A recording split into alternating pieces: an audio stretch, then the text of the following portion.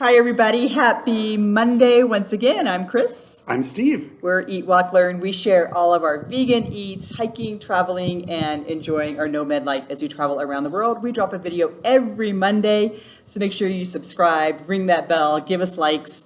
I think we're up to 202 subscribers or something. We have so many subscribers. We're looking for 300 today. We got goals, Betty. 300 subscribers. Woo! Anyhow, we have had an unbelievable week. It is our week of nature. So we start off we still were in Mexico City earlier this week, and Mexico City before we took off we did what a lot of people know this as if we can't even pronounce it. Xochimilco. We'll spell it down below. Anyway, a lot of people know this as the big party boats that you go in the canals just south of Mexico City. Some people have a really mild experience. Some people have a tequila mariachi drinking experience. We wanted to make sure that when we went, we had a very sustainable tourism experience. So we went to Airbnb experiences and found a really, really cool sustainable tourism experience. So we got a hold of somebody that was running a nonprofit, and we met them at the canoe dock and got on the canoes and went out to the historic Aztec canals, where, if you know, Mexico City was originally a lake, and the Aztecs filled it in to build their big city and their empire. Part of that was a canal system, and on the canals were where they did all of their agriculture. So we got in canoes and we went down the canals to where the historic Aztec plots, where we learned about the ancient Aztec farming techniques. Right, organic farming, because that's what the Aztecs did thousands of years ago. And we really had a nice time. We met 4 or 5 other people, and then we got to tour the fields where they're growing a lot of the fruits and vegetables for some of the higher end restaurants in Mexico City. And what did we have to eat?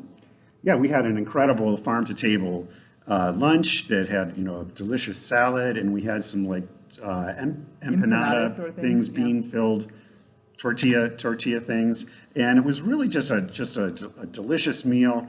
Again, all of the ingredients were all fresh right from the farm, and they were made right there for us. And it was just a wonderful experience just to sit and enjoy the company and enjoy the farm, and not have that same party boat kind of experience that other people were having as they were floating past us on the big barges, the big party barges.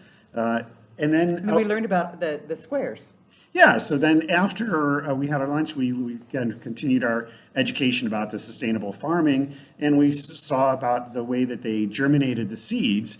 They actually got layers of, I guess, like muck from the bottom of the canals, from the bottom of the lake, and laid that out into beds and made squares and germinated the seeds individually, exactly the same way as the Aztecs would have done it thousands of years ago. And we each got to take our little tiny lettuce plant that was just starting to grow. And mine was Frida. What was yours? Sophia. I think I named her Sophia. We had to give them a name because it's important when you plant plants to give them names so they grow up to be big and strong. And so we really got to have that whole experience of being sustainable farmers in ancient Aztec ancient ways. Yeah. So a lot of fun. So then from that complete 180 on our experience, sustainability got thrown out the window. Steve sort of had a little fantasy about wrestling. Yeah, Lucha Libre, if you know about the Mexican wrestling, big-time wrestling craze, and it's something I won't get into the history of why I'm afraid of Lucha Libres or luchadores, but I got over my fear because we went to the big-time wrestling match and watched the Lucha Libres fight, and it was very entertaining. I mean, this is just a hoot. I mean, there were kids, families, grown-up adults like this, rooting for the good guys or booing for the bad guys, and it was just a lot of fun to watch the acrobatics. Yeah. It was just like nothing like that I've ever seen before. It was like it was WWE on Mexican steroids. It was. Flying through the air and landing on top of each other and giving each other the big slams, and it just kind of goes back and forth, and the tag teams, and just a lot of fun to watch the entertainment that only Mexico City can bring. Yeah.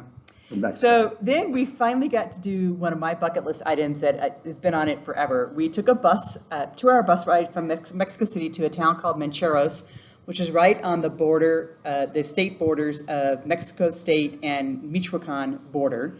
And we found this tiny bed and breakfast called J&M Butterfly, which I'm writing a blog post, and we'll give you all the details down to excruciating which bus to take and so on, and how to do this same experience, because this is something you're not going to miss. We went to Mancheros to see the Monarch Butterfly Migration, and stayed in this fabulous bed and breakfast that maybe had 12 rooms or something. Really and nice. Then in the beautiful mountains, got up on the next morning, got on horses, and rode up to about an hour horse ride up to the butterfly colony. It was at about 9,000 feet elevation. And so we're going to be rolling, and it's probably rolling now. We have a ton of butterfly footage, so if you get tired of butterflies, fast forward. But what we found was really interesting about the monarch butterflies is all the monarchs in the world that they understand come back to this one forest to reproduce, basically, to mate. But what was interesting is the generation that mates in the forest, so the males and females mate, the males die, the females take their eggs, and they fly to around Texas. In Texas, they lay their eggs, the males die, or they mate again, the males die, they lay the eggs, the males die. That generation then flies to middle central U.S. They do the same thing again to a third generation that gets up to the Michigan, Canada, somewhere along the border. That generation that's born in Canada then lives for 8 months. All the previous generations only lived for 30 days. That 8-month generation then flies all the way back to this little tiny town in Mancheros. There's a butterfly preserve called Cerro Pelon, and there they stay for 5 or 6 months. When they arrive, they're sexually inactive, they mature, they mate, and then they continue the whole thing. So basically, it's their great-granddad's genetics that tell them to come back to Mexico. Yeah, I don't want to say that I disagree with those theories, but I don't see how it's possible that all that happens. But it is a natural wonder, and I can't believe that I had an opportunity to experience this. Literally millions of butterflies. When we went up on the horses, we got to a point where we had to get off the horses and continue hiking up this ravine, up a pretty steep area. And we sat on the shady side of this hill, looking out onto the sunny side of the area with the trees, and watched. It was just Unbelievable. a sea, an ocean Butterflies of just butterflies flying everywhere. all around you. And the way butterflies fly, they're not like birds. They don't go straight in line. They flutter around, and it was just this cacophony of, and you could hear not a that it cacophony was, because it wasn't loud, but it was. yeah. It was loud, but it wasn't loud. It's like You the sound could of a million hear, butterfly like, wings. the wind, yeah. Yeah. And I don't think that'll come out on the video because it didn't come out of the video. But Yeah. anyways, you couldn't take a picture of it because you just see a bunch of spots. But the videos were amazing, and just the experience. I just put my camera down and just experience what was going on around me in an incredible, like a meditative sense Zen. for me. It was really zen. And then you would look across the ravine at this one tree, and it looked like it was like clusters of dead leaves. It was actually all the butterflies sleeping, and then when the sun would hit that cluster, it would just explode. She said, it's like a Disney movie. I'm like, no. Pixar couldn't do this. No, this is what Pixar wishes it could do. Anyway, but that explosion of butterflies, and then we sat and had lunch, and they would puddle all around us and just fly. I mean, you just got to do it. It's amazing. Just It's do something it. Just you just figure out can't- how to do it and do it. It's sadly, I think, with climate change happening, this opportunity might not be around much longer. So Yeah, and again, there's a number of ways that you can do it. There's some unsustainable ways where you get a tour guide out of Mexico City. They drive you up, you see the butterflies, and they drive you back. and the money goes to the big tour company Right. in Mexico City, or you Right. can do it our way, where all the money goes directly to the local people. We paid the owners of the horses. We paid the people who made us lunch. We paid the local owner who was born and grew up in Mancheros, Yeah. a population of 300. So Your horse guide was how old? he was 71 years old, had 31 grandchildren, of which half of them were the other guides on the other Yeah, horses. one So- of the grandchildren was my guide. So it's Yeah. a multi-generations of local people that are really working to sustain this. So this isn't a government operation or a national park. This is the local people that are Well, making sure. the reserve is a national park, but there's no monitoring of it, so the local people have to monitor it. Right, right. It is, You keep this it kind of thing blogging is from very, happening. is very common in Mexico and a variety of places you've experienced Yeah. as well. Yeah. So- So anyway, put it on your list, figure out how to make it happen. It was actually really affordable. We'll talk about all that in the blog post at EatWalkLearn.com. Probably I'll have that out in a couple weeks. Absolutely every detail you ever would need to know about getting there and enjoying this experience and how much it will cost. So, and it was really affordable, actually, by the way. Oops, that's our notes. So then, I guess we won't talk about how we got in the back of a car of two strangers that we met at the hotel and then drove through the state of Michoacan where the avocado wars are happening, and we had 2 avocado trees in the car and a bag of fertilizer to get to San Miguel. We're not going to talk about that, right? No. Okay. So anyway, we got to San Miguel and we stayed in San Miguel for 2 nights and absolutely just adore this town. It's definitely one of the prettiest places we have been in Mexico. It's very bougie, very high class, very high dollar. Yeah, but it's it's all the nice. classical Yeah. colonial architecture, Yeah. and you can see, And this great is we're at our example. Airbnb. This is the background. Yeah, right behind us. But we got here on a Saturday night and went actually to the downtown, the central area where the beautiful pink church is. That's what San Miguel is known a lot for, is this pink church. And it was wedding after wedding after wedding after wedding after wedding. We sat there and watched just a parade of weddings all evening. Yeah, so many gowns, and people were so dressed up. I was really surprised to see, people that were going through it, but they couldn't have been everybody. People dress really nicely here, and it's also a real foodie town.